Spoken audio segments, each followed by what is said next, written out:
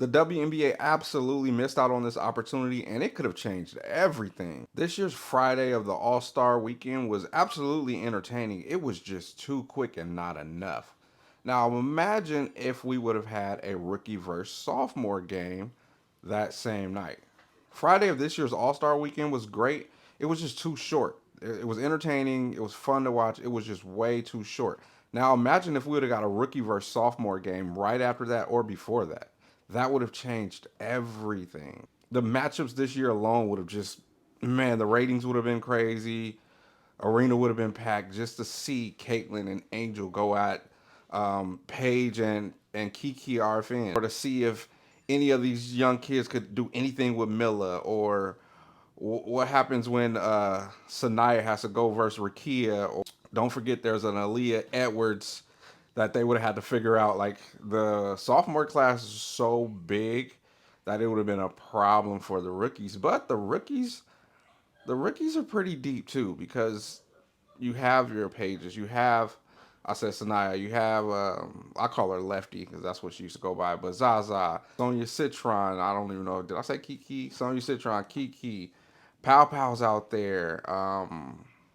Haley would have been a handful for the guards of 2024. Don't forget, Kay Martin is part of that 2024 class. So it's a lot of different matchups we would have seen. Let's just look at it some more. You got Paige, Dominic Malonga. She's got some size on her. She could bang with some of those bigs from 2024. Sonya Citron, Kiki. I think she went overseas. Amore got injured. Nice, I forgot about Nice. Nice and Angel, that's must see TV. When the Sun and the Sky matchup, we don't get to see that matchup a lot. The Sun are so, like, they pick and choose when they play her. It is so annoying. But Sanaya Rivers, oh yeah, Sarah Ashley Barker, she's a baller. She can hoop. She can hoop, and she works hard on defense. Haley, Zaza, like it wouldn't be easy pickings for the 2024 draft class. The 2025 got some heat coming. Leah Nye is super solid. Madison Scott, does Madison Scott get burned or she already gone? Maddie just gets no burn. Cheyenne's not in the league. Pow pow. She's gonna go in there and battle. And you got Michaela Timpson. She could go in there and bang with some of the bigs from the year before. Sanaya's another big body. Kawali went overseas or got injured. Lucy Olsen, she's a baller. So, man, Ryan Marshall's another big body that can go at some of the bigs from last year. So it could have been a good game. And even if not, shoot, we got JJ who's a headache. Even Caitlin Chen can ball. So by no means do I think it would be like sweet pickings. Like, they got some athletes, and I think the draft class from this year is deeper, and I think these players are going to be in the league a little bit longer than most of some of the draftees from the 2024 class. 2024 is just so top heavy. You got to deal with Caitlin, Angel, Rakia. Cam is injured. Camilla, it's solid, man. It's solid. So that would have been fun. But even if it was too much to not enough talent, or I don't know, for some reason they didn't want to do it, they could have did it like a 3-on-3 style. 3-on-3 is such a big deal too. It's growing with Unrivaled, and the USA team is something people are looking at now. They could have went 3-on-3, made a 3-on-3 tournament, maybe different tiers, something like that. It could have been something for that Friday night space that was just left empty. All of us were salivating at the mouth, is crazy to say, but all of us were wanting more, and it was just like, all right, that's it, guys. There's your hour of All Star Weekend. It was like, wait, and it's not just this year. You have great people coming in next year, and then you can start building the anticipation. What happens when Flage is the number one pick? Let's just say this year, and then okay, you can start building. Flage and Jew is gonna meet in the All Star Weekend there, rookie and sophomore season. That's another event, another thing you can start building.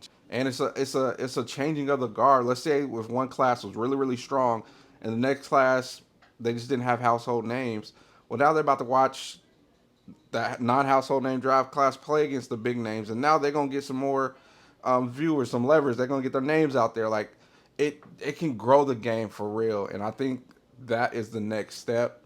I know the NBA had a hard time keeping people locked into the All Star weekend, so they tried horse. I remember there was like a singing competition and talent show and just all kind of stuff. They were just trying stuff.